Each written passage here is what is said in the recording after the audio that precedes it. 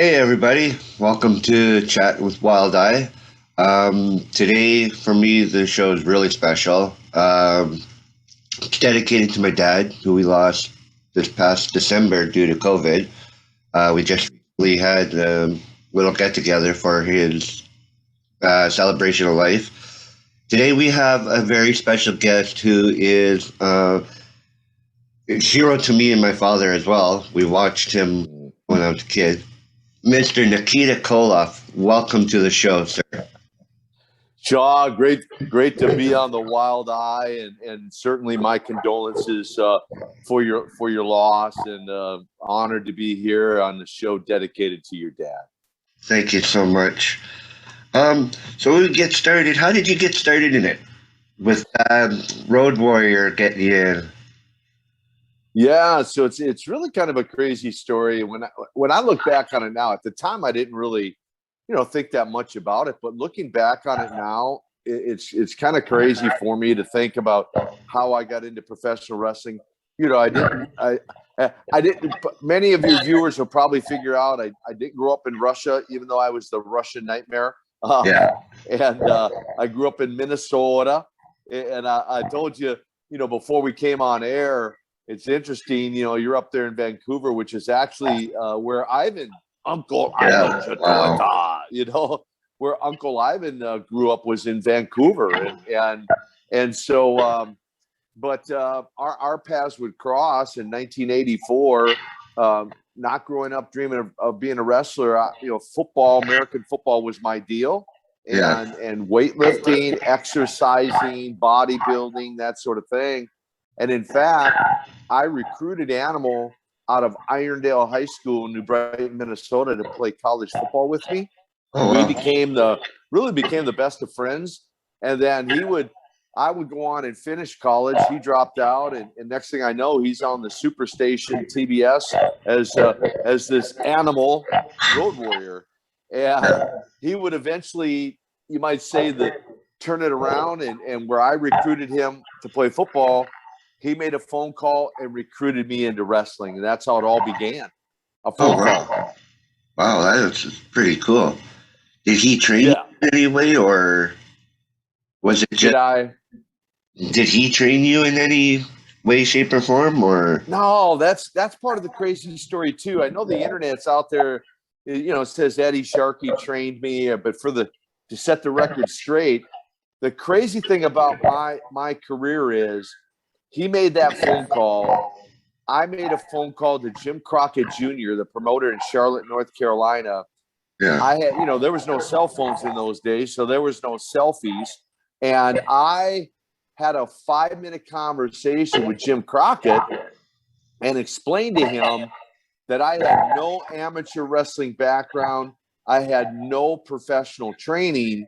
And he was cool with that. He just said, be in my office, show up on such and such a day with your head shaved bald. And I go, that's it. He goes, that's it. So I showed up in Charlotte the day he said to be there. He literally introduced me to Ivan and Don Coronado, and they put me right on the interview set as Ivan's nephew. And that's how my career began. And the next night, I was in the Dorton Arena in Raleigh, North Carolina, debuting on television, having never been in a ring before. Wow. Crazy. You pretty much learned hands-on as you went then. Yeah, some might say on-the-job training, right? Because what happened is, that night, my debut, fortunately, my match was only 11 seconds. So that's the good news. And but what we did for the next 2 or 3 months is Ivan and Don and I would get to towns, maybe 2 or 3 hours early.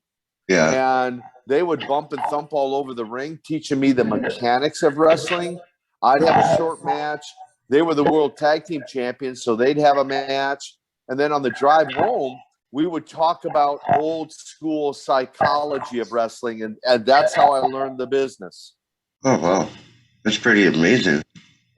So who else helped you out? I know later on in your career, Dusty Rhodes was a big help with booking you in the matches and everything. Did he do a lot of training backstage with you as well? Well, again, no, not so much. I mean, fortunately, I was a pretty quick learner. I was, I've always considered myself to be teachable and a good student, especially when it came to football and then eventually to wrestling. Outside of those first 2 or 3 months, there was no other training that I had. Now, one thing that led to, I believe, my success is early on, I got to be in the ring with some of the greats of the business, and who I mean, some of the names would be Dory Funk Jr., right, former NWA World Champion, Blackjack Mulligan. Wow. You mentioned Dusty Rhodes, right? The American Dream, the Tower of Power, too sweet to be power, if you will. Yeah, right. Yeah. Ricky the Dragon Steamboat, Mark and J Youngblood, Wahoo McDaniels, Rufus R. Freight Train Jones, Johnny Weaver. So I was fortunate in that first year to be in the ring with some guys who were very schooled in wrestling. And so I just became, again, just a student and tried to learn everything I could from them in the ring in our match, not in a training school or a camp, but in the ring. Huh. Wow, that's so amazing. It takes so much training and stuff to even learn to take a bump because you're looking at that much foam compared to plywood and stuff. But I guess it's different from when you came in. You were the big brute and you took people out right away, right? Yeah, I did. In fact, the instructions to all of my opponents, especially in those first several months, were, don't knock Nikita off his feet. In fact, one of my friends, Gene Legan, who became a good friend of mine, Gene was told that very thing. He said, I guess Crockett said, our first match was in Columbia, South Carolina, and he said, if you knock him off your feet, you'll be fired. And Gene's like, oh, okay. And so I was in the corner. I didn't know he told Gene that. And I said, give me a Beal throw. And he's like, what? I go, give me a Beal throw. And so he tosses me across the ring and I take a bump. And he's like, oh my gosh, I just got fired. Well, fortunately he didn't. Crockett didn't fire him because I'm the one that told him to do it. Right. Yeah. Yeah, because Crockett wanted to build me into this big menacing Russian machine, that would eventually go against guys like the Road Warriors, like Ric Flair, the Four Horsemen, Lex Luger, Sting, and many of the rest of the greats in the business. Yeah. Well, you had one of the greatest rivalries with one of my other favorites, Magnum TA. That was the best. Whoa, you Seven. remember Magnum, huh? Oh yeah, I had a chat with him a couple weeks ago. One of the nicest guys I've talked to. But He is. your guys' rivalry was one of my favorites. One of the earliest memories that I have of watching wrestling with my father.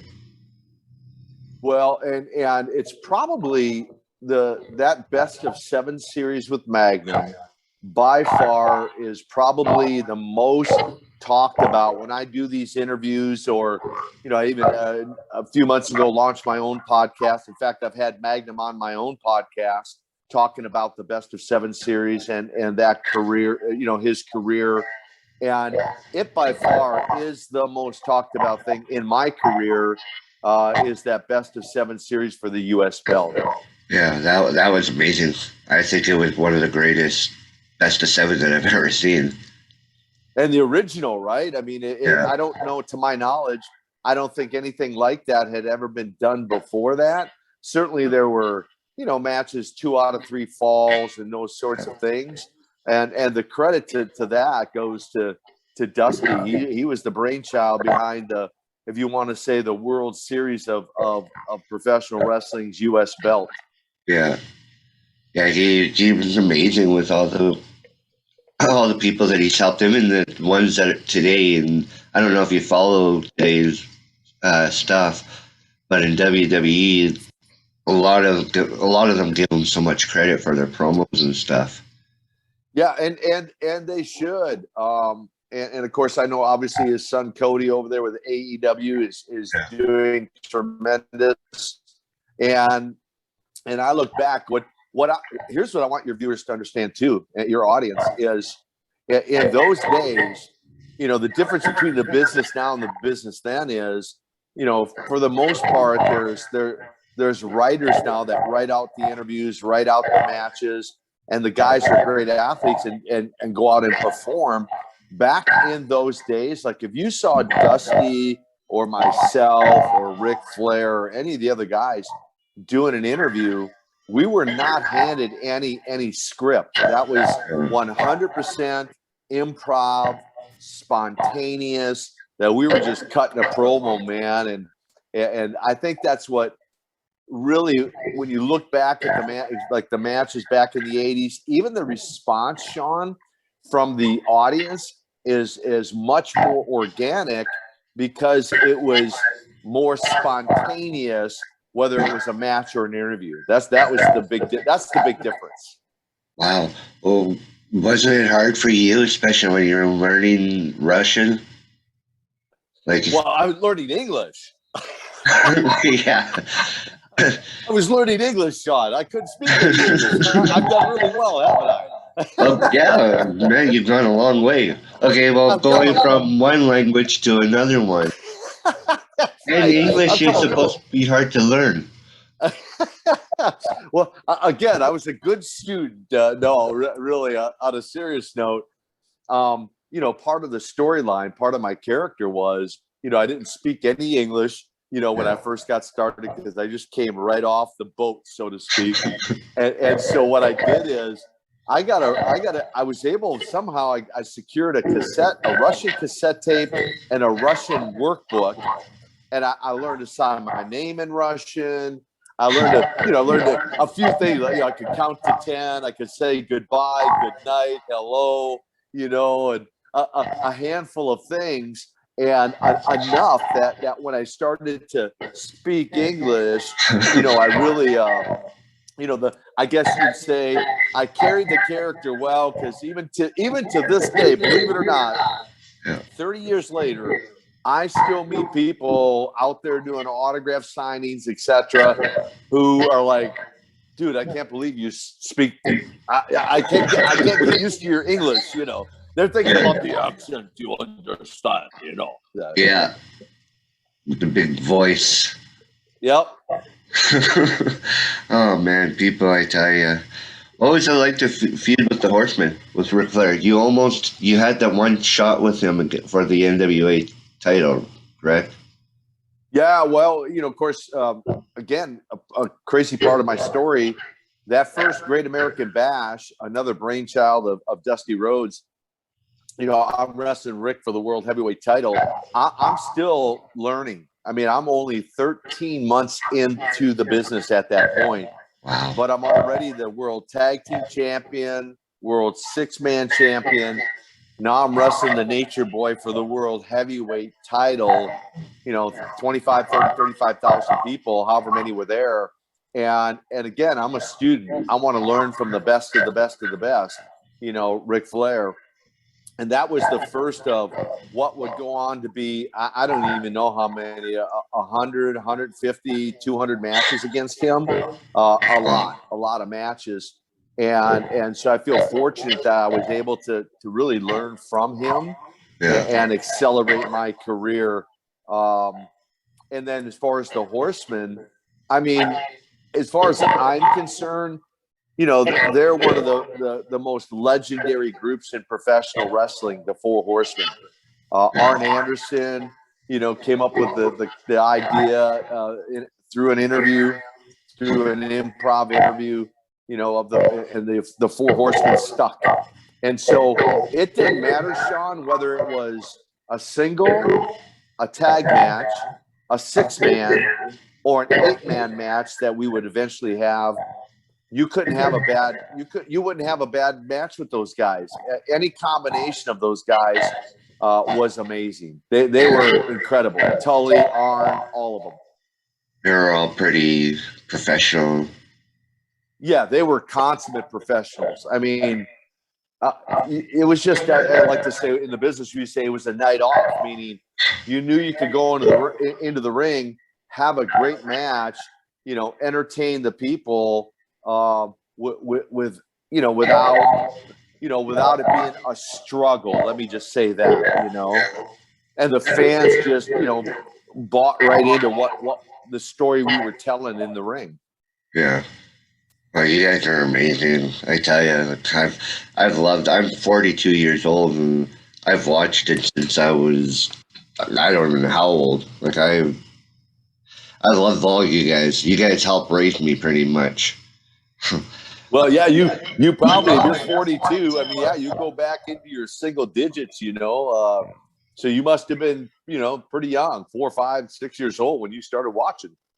Well, my grandparents watched it for years too. My grandfather was a big fan, and my dad watched it with his grandparents. So now in Vancouver, Sean, you guys probably saw some of the Pacific Northwest, right? Don Owens, the promoter, Billy Jack Haynes, some of those guys, yes? Jesse Ventura. Jesse Ventura, Andre the Giant for a little bit here.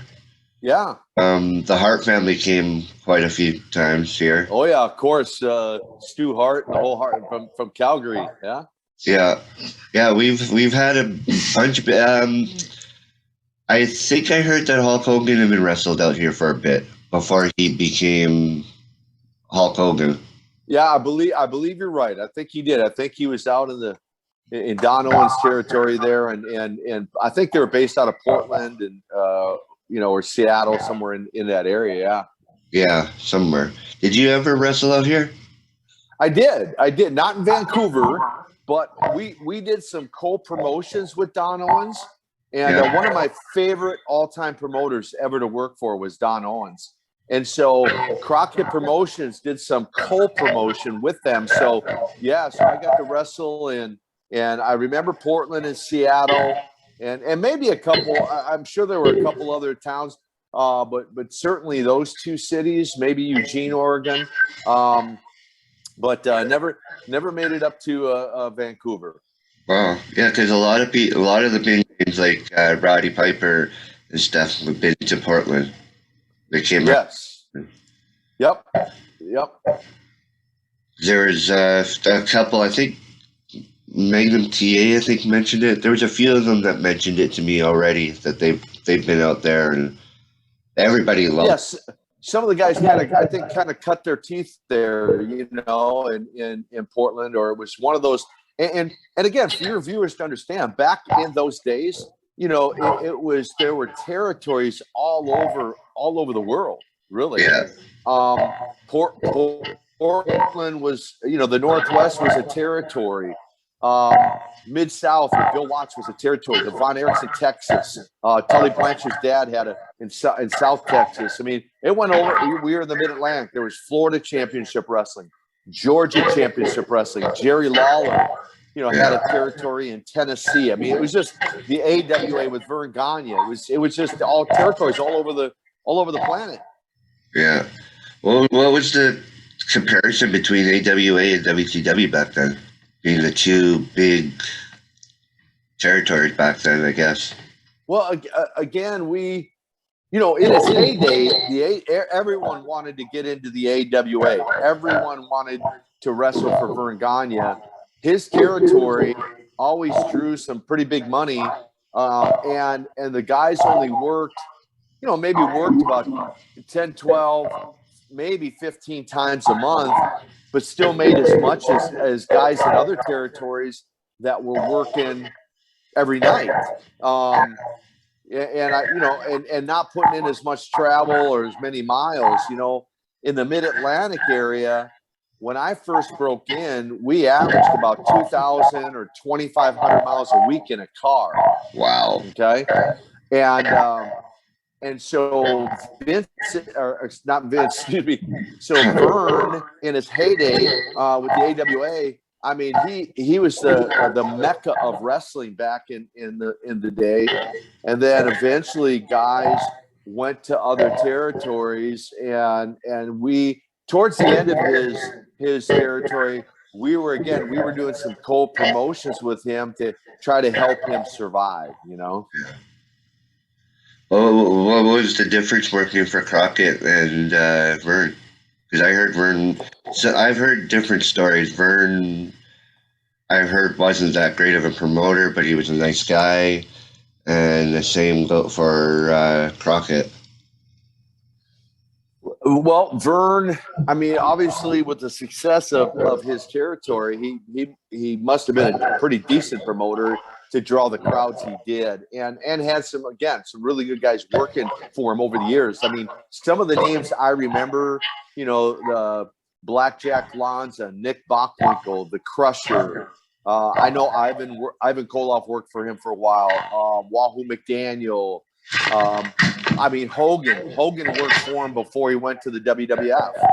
Yeah. And Kurt Hennig was his shit. Larry Zbyszko. So he had some really great talent. It's just towards the end, as he got older, I think he kind of lost touch with what the fans were wanting, which is why some of the guys went to other territories. And why his territory eventually folded was he wasn't, I guess, really kind of willing to keep up with the times. That was probably the biggest reason that AWA went away. You don't think it was him trying to compete too much with Vince? No. Well, he couldn't compete because he lost so many guys. It was hard for him to compete. Yeah, true. Vince had Hogan and all the big names back then, like Andre. Yeah. I mean, Jesse Ventura, all the guys went over to WWF, or some of the guys came down to the NWA, which later became WCW, and he just lost a lot of guys. Yeah. How come you never went to WWF?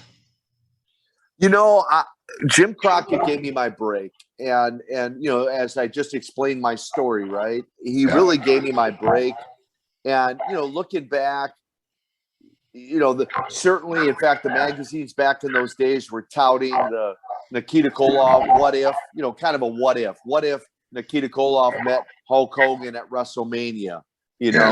I have no question that it would have drew money. And I have no regret on not going to the WWF. And if anyone who knows me or gets to know me, there's a word called loyal. I'm probably loyal to a fault, meaning I'm certain I could have went to WWF and probably made 10 times the money, most likely, or more. But I just had a loyalty to Jim Crockett for giving me my break. And so I was willing to, I guess, give up, you might say, a bigger payday to show respect and honor Jim Crockett Jr. And that's the bottom line. I know what? Well, exactly like what Sting did with with Ted Turner's WCW. He stayed until the final end and never went to WWE until later. Yeah, right. It really, I think it's like I have never been on WWE's payroll. I think as far as a name in wrestling, I could be wrong. I'm sure there's probably other wrestlers out there, but I think I'm one of the few, probably a handful, that have never been on their payroll. Sting was one of those as well until he finally made that decision, the latter part of his career to do that. So I'm one of the few. I guess that puts me in a unique category, Sean. Well, they try to say that about Undertaker, but Undertaker started out in WCW as Mark Calloway. Yeah, we had matches together. He and I had matches together. Steve Austin, stunning Steve with the blonde hair. Yeah, we had matches together. So. Yeah, and again, many of those guys, a number of guys do start out in, as we're talking about territories. A number of guys started out and worked a lot of different territories. I'm one of the few guys that basically started in the NWA, finished in the NWA/WCW. Some might say, yeah, but you worked for AWA for Vern Gagne. Well, I did, but again, that was kind of in conjunction with the NWA. So I wasn't necessarily on Vern's payroll, although I did some spot shows and some television for them.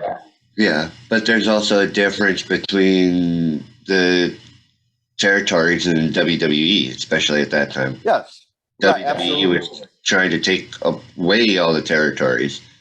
Well, Or they're trying to take over. Yeah, Vince was trying to take over everything, which he eventually did. and each territory was working together to try to keep the territories alive, which is understandable. Well, and for those who might know their history, in fact, if you want to know, let me just say this: if your audience wants to know more, like wrestling history, even back to the 1800s, then what you might want to do get my latest book, Nikita: A Tale of the Ring of Redemption. William Murdoch is a wrestling historian. He worked on the project with me. We Yeah. go back and give the history of wrestling all the way back to the 1800s. And you'll find that the NWA was one of the oldest wrestling organizations, that many of these other territories all came under that banner. Oh, wow. That's amazing. You guys must have done a lot of research for that. Yeah. No, we did. In fact, I just last year I wrote about 7 or 8 new chapters, added some new pictures. So actually, it's a second edition, a brand new updated edition for the book, and they can find that on my website. They can just go to koloff.net. They can find that on my store in the website. So okay. That's pretty cool. I'm interested. I'm gonna get it when it comes out. Pretty cool. Yeah, well, it's out. Yeah, you just go on the website, order it, and I even sent it off with a personal autograph. So perfect, awesome. What was it like to bring in Barry Darsow for you guys to get the 6-man title? Pretty cool. Now, Darsow and I, of course, some people may or may not know or realize that Darsow and I went to high school together. Yeah. And he graduated a year after me. We played on the same high school football team together. And so to bring him in as Crusher Khrushchev, a lot of fun. It was really some great memories working together with him. Of course, he eventually went on to WWF as a Demolition Smash. Yeah. In fact, when he told me he was going to do that, he asked me if I wanted to go with him. And, I'm sure I probably thought about it, but it probably not long though, because what I realized was if I did that, I'd be going there and changing characters. Yeah. I would become someone other than Nikita Koloff. And I thought, you know what? No, I don't want to do that because I worked so hard on developing this whole Russian nightmare character. Yeah. Combined with my loyalty to Jim Crockett, so I just said, thank you, but no, thank you. But I had a blast working with Crusher. Yeah, well, I thank you for not jumping ship because they pretty much ruined Vader when he went over to WWE for a while. Apparently, Shawn Michaels had something to do with that one. Yeah, I mean, you hear all kinds of different stories, right? And I know even when WCW eventually folded, I heard some of the stories how some of the guys did end up going over and it wasn't the same, I don't think, for their career as it was when they were in WCW for whatever reason. It just wasn't the same. Now, for some of them, it was, I guess, but that's. That was the way it was back then, right? So, but it's also harder going from your own style to having to go to Vince's style, what Vince thinks your character should be. Yes, well, because he's has at the end of the day he has the ultimate say on creative control, right? Yeah. For the most part, for every single guy, and so the bottom line is, hey, here's what I want to do. If you want a payday, then essentially this is what you're going to do. It'd be like Terry Taylor becoming the Red Rooster, right? Yeah. And putting a streak in his hair. It'd be like Dusty Rhodes putting on polka dots and taking on a manager, right? And so, Dustin Rhodes becoming Gold Dust. So it was kind of probably, I'm guessing, an either or. Either you do this or you go look for work somewhere else. That's what I'm guessing. Yeah. Speaking of change, what was with the hair, growing the hair back when you came back? Yeah, I get asked that question. Looking back on it, I'm like, if I had a do-over, I probably wouldn't have done that. But here's the story behind that. Here's the inspiration behind that. Some may or may not know. I was flown out to Hollywood, and myself, Carrie Von Erich, and Dolph Lundgren were on the set with Sylvester Stallone being cast for the role of Ivan Drago in Rocky IV. Oh, okay. And so it came down to, it was going to be between the three of us, and so I read, I had 3 takes. I read my lines. I felt I connected with Stallone.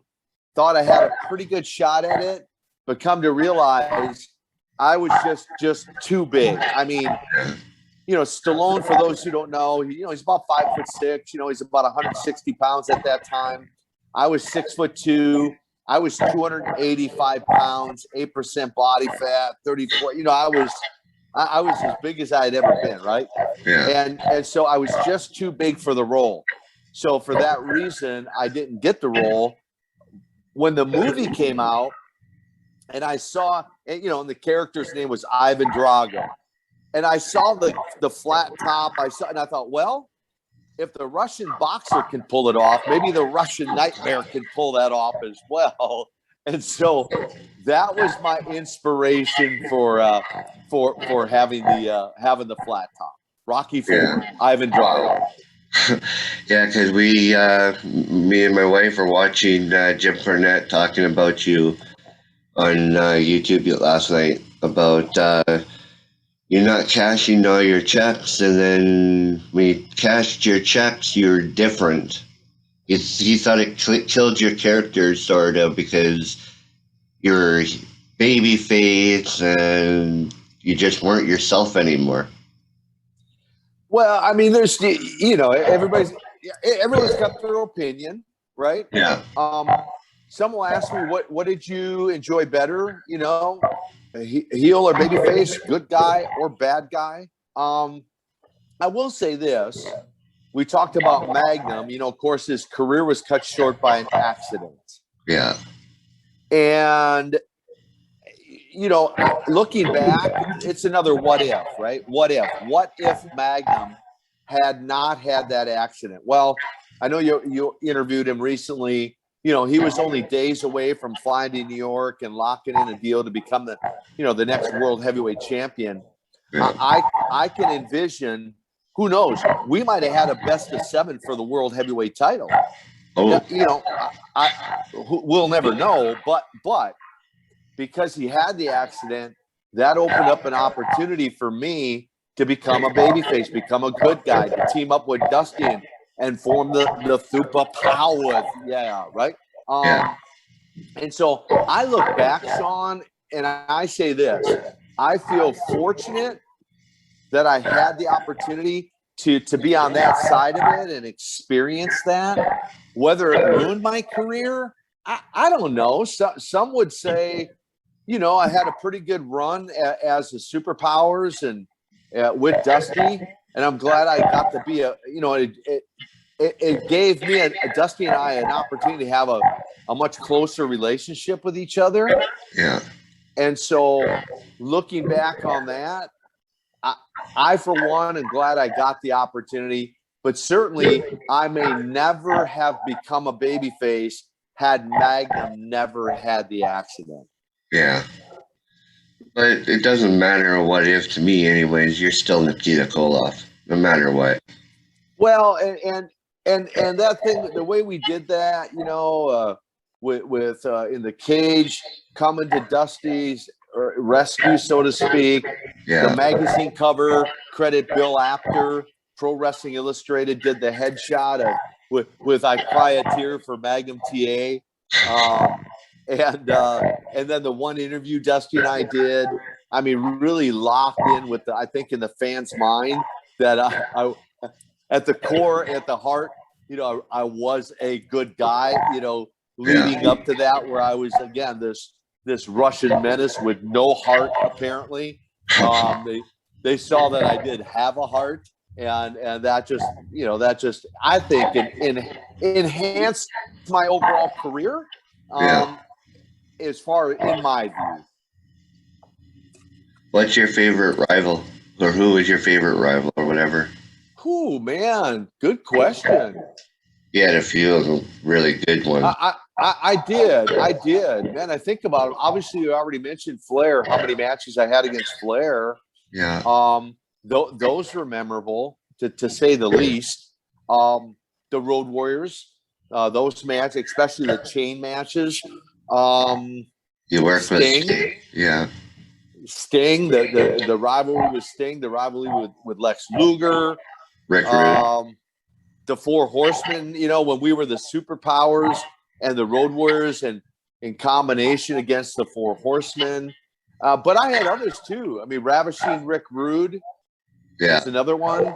So I had some pretty decent rivalries. That's a great question. So, okay, getting outside of the ring now, you retired for quite a few years. What have you been up to these days? Whoa, man, it's been again quite a journey, Sean. I mean, it really has. So I make a decision to leave wrestling at a young age. I mean, my last match was against, you mentioned Van Vader. Yeah. My last match was in November of 1992 against Van Vader. I was injured in that match. It was not career-ending, but nevertheless, it was still a serious injury. He injured my neck. We were fighting out on the floor, and he injured my neck. I didn't know it till the next day, but he was a legit 450, 500 pounds. And I found out I had a hernia from, picking him up, big guy, right? Power star guy.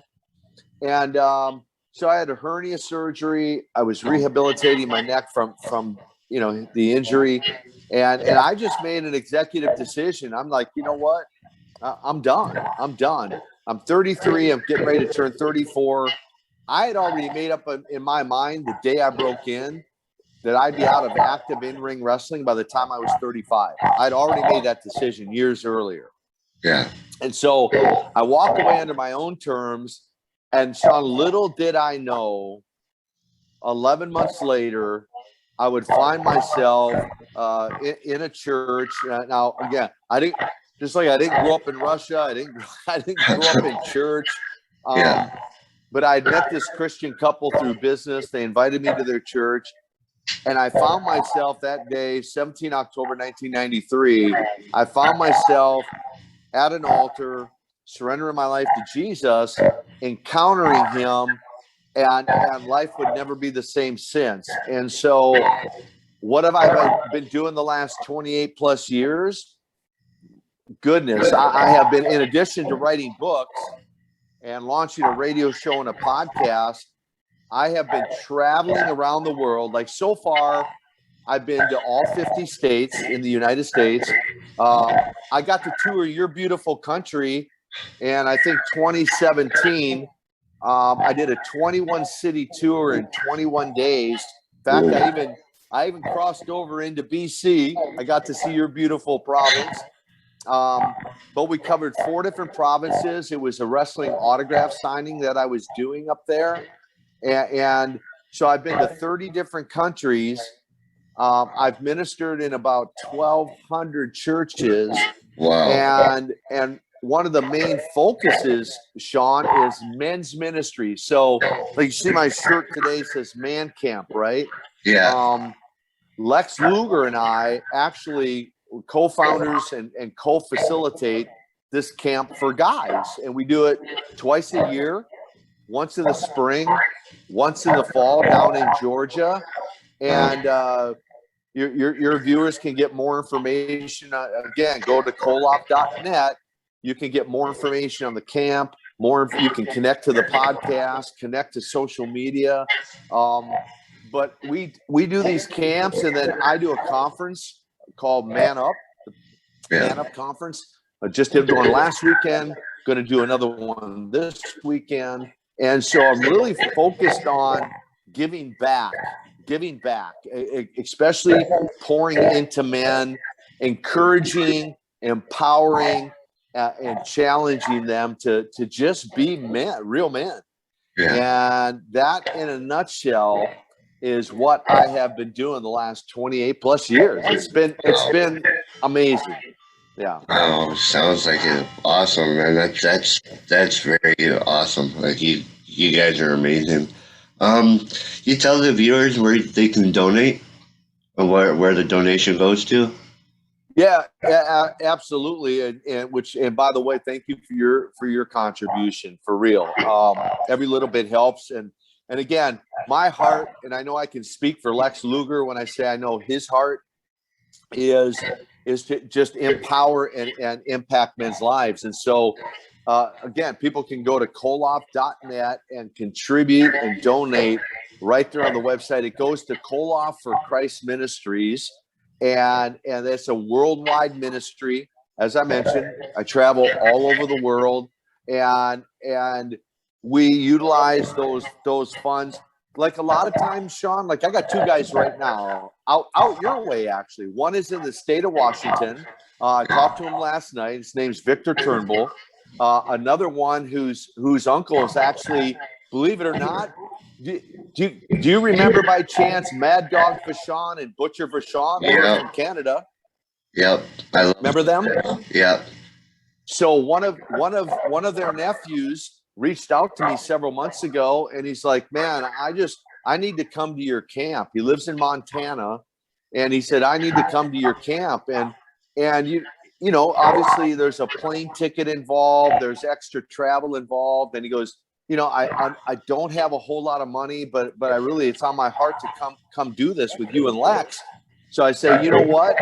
I had a church in Ohio that contributed $1,000 and said, we want to sponsor a couple guys to your camp. Well, guess who's going to get it? Well, Victor out in Washington and Andrew out in Montana are going to get those scholarships to help them get to Georgia to come to the camp.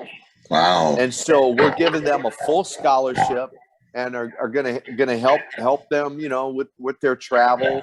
And so just know, anyone who contributes to Koloff for Christ Ministries, you're going to have a part in, or you're going to have a role in helping Lex and I impact the lives of other people. And so I just say in advance, if you're led to do, and any amount helps. It can be $5, it can be $500. I mean, any amount helps, you know? Yeah. Oh, that's an amazing cause. You know, wish they had that kind of stuff back in the day, but whatever. No, well, I'm glad we can provide that opportunity now, though, for guys. You know. Yeah. Well, because I know you're a busy man, so before we cut this short, is there anything you'd like to say out there to the viewers? Any advice? Anything to like for their goals, or? Yeah, I mean, and again, I would encourage you, and you know, I mentioned the one book, Nikita, A Tale of the Ring and Redemption. The other book that's on my website is called Wrestling with Success: Developing a Championship Mentality. And so where the one book is inspirational and it centers around my life story, going back as far as I can remember, in addition to the history of wrestling, the other book, Sean, is designed to be motivational. So you asked about goal setting. I've always been a big goal setter. I mean, I just have been from a very young age, you know, setting goals, having a vision for my life, and, you know, what I want to do, how I want to, you know, hopefully now impact other people's lives. And so that book, you know, for those who you know, are readers, and even if you're not, it'll still be a great book to read, even if you consider yourself not to be a reader, because it's going to challenge you. It's going to encourage you, but it's going to challenge you to take a look at your life, examine your life, and see what you've accomplished up to this point, and then perhaps what you can do beyond this point, right? Yeah. And so I would say that would be a great resource for you. You know, if you're not following me on social media, go follow me on Twitter and Instagram. And I do have a presence on Facebook. Daily, I try to put something encouraging, something motivational on you know, a short post like that. Again, just to try to hopefully encourage somebody. So no matter what stage of life you're in, and I don't care whether you're 15 or 85 years old, you know, you're watching this or listening to this interview. I'd say this, Sean, the fact that you can still fog a mirror means there's still purpose to your life. Yeah. There's still things that you can do, things that you can accomplish.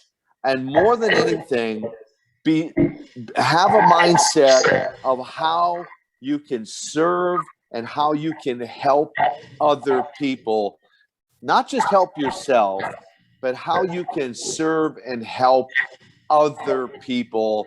And if you have that mindset, I'm going to tell you what, I guess I'll conclude by saying this. When I look back on my wrestling career and kind of what brought me to that point of decision, the 17th of October, 1993, Sean, was in my mind, I knew I was successful. Many other people told me I was successful, but really I still was unfulfilled, even though I'd accomplished a lot.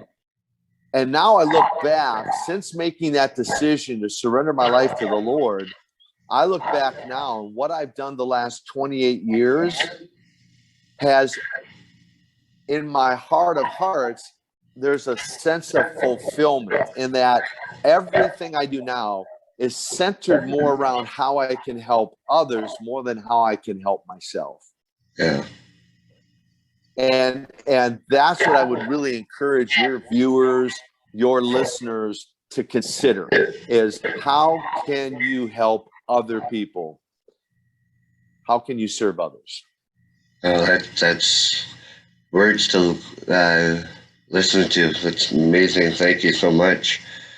On behalf of Nikita Koloff fans, I would love to thank you for all the entertainment that you've done, for all your matches.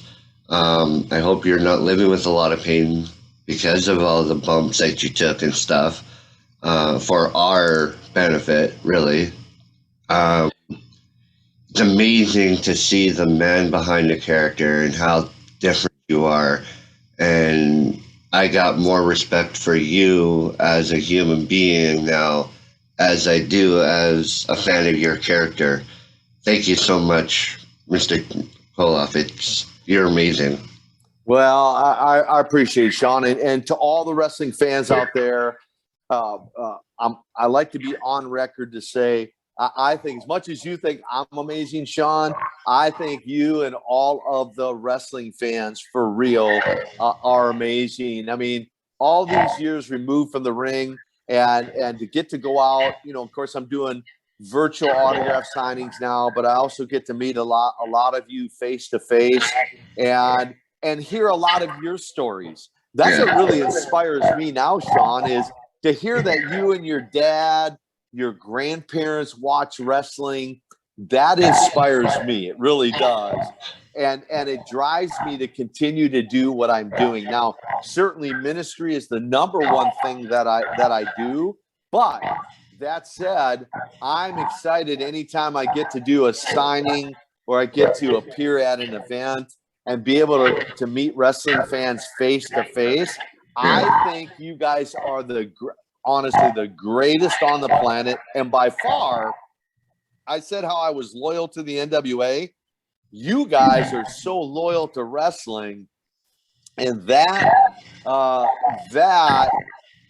inspires me as much as anything else. And so thank you, all of you fans. I didn't realize, hey, son, I didn't realize how many fans I had across Canada until I did that 21 city tour. In fact, over in one of the Dwayne Soper, who will probably end up watching this interview or listening to this interview, is one of the huge Nikita Koloff fans. I didn't realize I had so many fans across Canada. So thank you guys.